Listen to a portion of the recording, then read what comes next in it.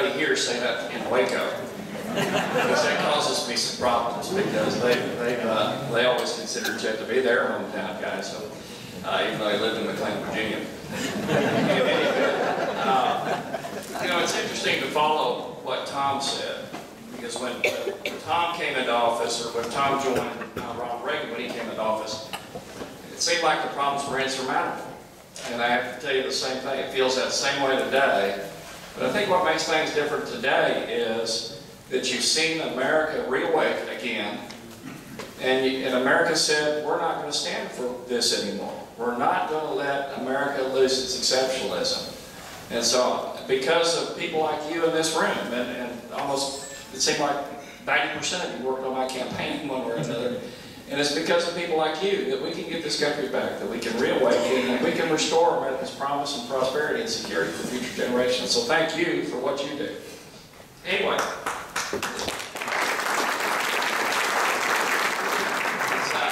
It's great to be back home in Brazos County. I want to thank Fred for the introduction. I want to make a couple of introductions myself before I go on. My wife Gina is with me. And also Jeff Morehouse, our Chief of Staff, who's with me in D.C. is here. I think most of you, more of you know Beth Hampton, our field rep here, and Brian, than you know me. So.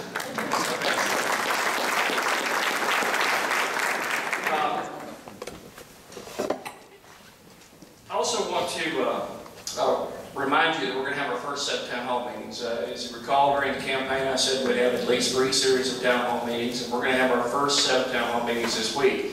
And the town hall meeting for Bryan College Station is going to be on Friday at Sul Ross Middle School at 6 o'clock. So we hope that you all will join us there and bring a question. We look forward to that. Sam Rayburn. Sam Rayburn, I'm sorry. Sam Rayburn. Sorry about that. I just work here, so. Anyway, as we gather here tonight to honor Ronald Reagan's 100th birthday, we're reminded of the historic life and legacy of our nation's 40th president. And if you're like me, you deeply miss Ronald Reagan. While he was in office, Reagan's many accomplishments included creating unprecedented economic growth, winning the Cold War, and reviving the American spirit. Through principled leadership and personal conviction, President Reagan led our nation from a time of despair to a time of hope, and the example of his leadership still guides us today. President Ronald Reagan believed in America, and he believed in the American people. He restored pride in our nation, and he made Americans believe in his own campaign slogan from 1984, prouder, stronger, better. Throughout Reagan's life, he never failed to display the hard work and determination that defined the American dream. Not only was he an iconic political figure, but he was also a person who excelled as an athlete, as a lifeguard, a radio host, an Army lieutenant, an actor. He also served as president of the Screen Actors Guild and a 2-term governor of California. He was a true citizen politician. Reagan only decided to run for office when he felt that it was his duty as a citizen to stop government from growing too big, and he reminded the GOP to strike out with bolder messaging. If you remember, in those days, the GOP was somewhat milquetoast. And this bolder messaging was summed up as this: no more pale pastels. And he asked the GOP to have no more pale pastels when it came to foreign policy, federal spending, and taxation. And he exemplified that throughout his presidency. In his first term, he signed into law the largest tax cut in American history. And combined with deregulation, he spurred 7 years of unprecedented economic growth. Reagan's second term was marked by the courageous defeat of the Soviet Union and winning the Cold War. But in addition to his economic and diplomatic accomplishments, President Reagan's legacy is also defined by his vision for peace and prosperity that set our country back on track as a world leader. Throughout his 8-year presidency, Reagan kept his promise to carry out the words written in the first sentence of the Constitution. Forming a more perfect union was why he sought the presidency in the first place. And Reagan firmly believed that the government should work for the people, not the other way around. When he took the oath of office the first time, the country was experiencing one of the worst economic downturns since the Depression. Taxes, unemployment, and interest rates had skyrocketed, and the American spirit was low. Reagan's top priority was putting the economy back on the road to recovery. In his inaugural address on January 20th of 1981, he said, "This administration's objective will be a healthy, vigorous, growing economy that provides equal opportunities for all Americans, with no barriers born of bigotry or discrimination. Putting America back to work means putting all Americans back to work. Ending inflation means freeing all Americans from the terror of runaway living costs. All must share in the productive work of this new beginning, and all must share in the bounty of a revived economy." Reagan's simple but specific plan for this country, which many deemed Reaganomics, involved cutting taxes, controlling wasteful spending, and pushing government out of the way so that the entrepreneurial spirit of the American people could thrive. In August 1981, President Reagan signed the Economic Recovery Tax Act, which called for decreased individual income tax rates, the expensing of depreciable property, incentives for small businesses, and incentives for savings. A few years later, the Tax Reform Act of 1986 brought the lowest individual and corporate tax rates of any major industrialized country in the world. What happened? The numbers tell the story. Over the 8 years of the Reagan administration, 20 million new jobs were created. Inflation dropped from about 13.5% to 4%.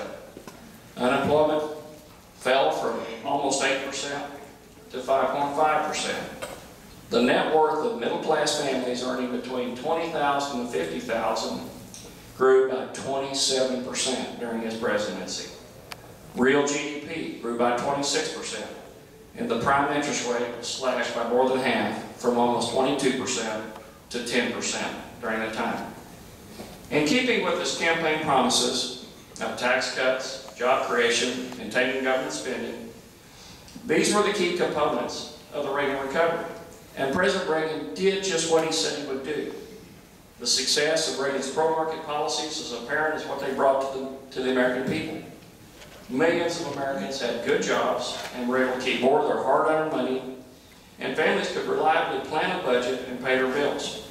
Federal spending was cut back for the first time in over a decade, and businesses and entrepreneurs were no longer stifled by unnecessary regulations. Through the Reagan recovery, the American dream had been restored. And I don't know about you, but I think we could use some more Reaganomics today. Yeah.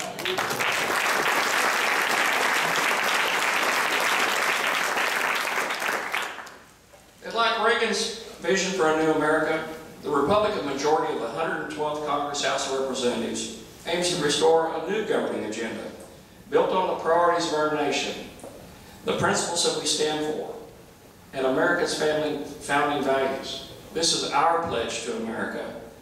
Our country is facing the same things that happened, as Tom described, at the beginning of the Reagan presidency.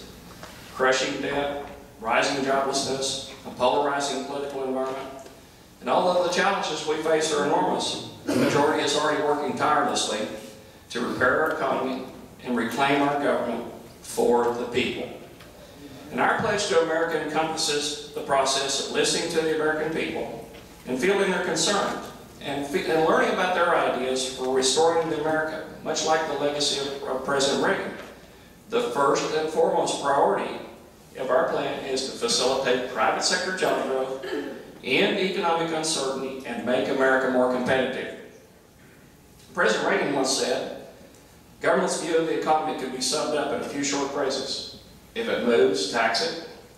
If it keeps moving, regulate it. And if it stops moving, subsidize it." But like President Reagan, we've learned from this recession that we cannot tax and spend our way to prosperity. The best way to get people working again is to rein in the growth of government and end the uncertainty that faces small and large businesses. Our Republican plan addresses both issues, reviving free enterprise and moving America away from a debt-driven economy. And Republicans in Congress are already meeting this pledge by immediately cutting spending, and we did that the first week we were there, by cutting the spending of the legislature, of the House, by 5%, cutting the cost of the House by 5%. And at 4:40 in the morning last Saturday, we passed a continuing resolution to fund the government through the rest of fiscal 2011, and it cut $100 billion from non-security discretionary spending. Yeah.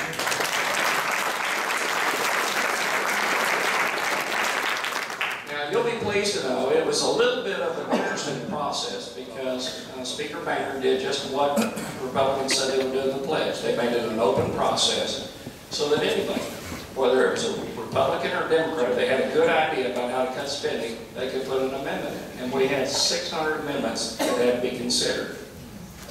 And because of those amendments, some of the things we cut included funding for the EPA to study greenhouse gas regulation, which has shut down business in this state.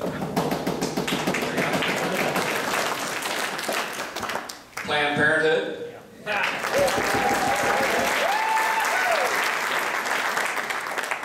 You find the words federal funding for abortion and in the budget, you see that zeroed out as well.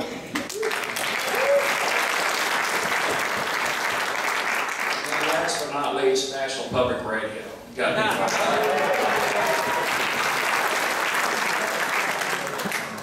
That's not bad for 6 weeks. Not bad. Now, as President Reagan said when he was talking about the challenger, the future doesn't belong to the faint-hearted. And you don't have a bunch of faint-hearted people in Congress today, at least in the House. I can tell you the 87 Republicans, the freshmen, banded together and forced Republican leadership to stick to that $100 billion pledge that they gave back in August.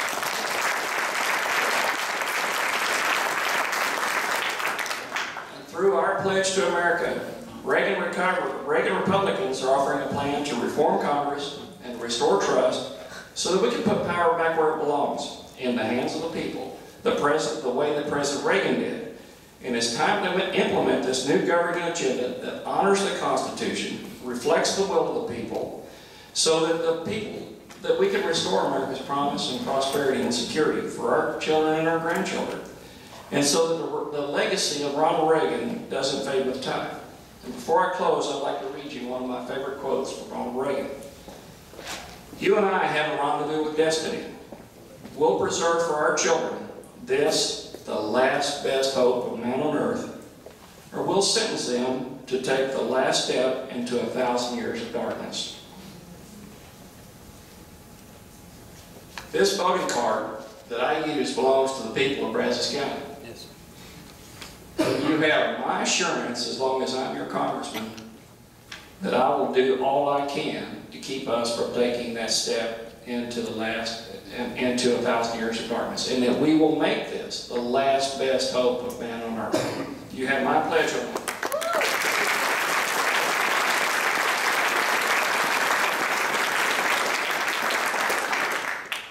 Before I close, I'd like to ask you to continue to pray for our country during these difficult times. I think as you heard Pat talk about Reagan's faith, that if we will, God's not done with us yet. If we'll spend time on our knees and turn to Him, He will restore this country for us. He will help us restore the country. Also,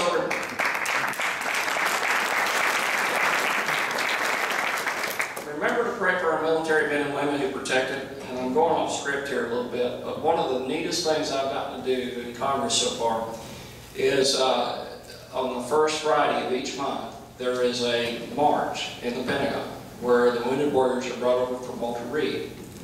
And they are basically saluted by everybody in the Pentagon that wants to come out and see them. And they invited several of us in Congress, and I think there were about a half a dozen of us went.